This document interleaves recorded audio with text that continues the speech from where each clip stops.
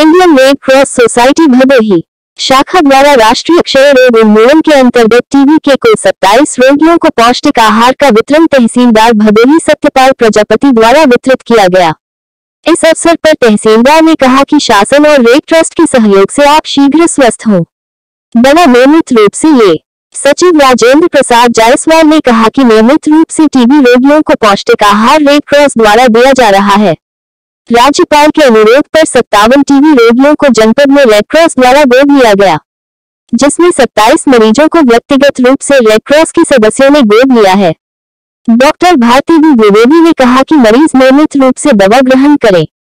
इस अवसर पर रमेश चंद्र जायसवाल, डॉक्टर RN सिंह, आलोक गुप्ता, तनु सिंह, शालू, इमर खान, नंदलाल मौर्य, राजेश कुमार, डॉक्टर राजेश दुबे, जयप्रकाश आदि उपस्थित रहे। कोषाध्यक्ष हरेंद्र प्रताप सिंह ने धन्यवाद ज्ञापन किया। व्यवस्था अरुण कुमार ने की।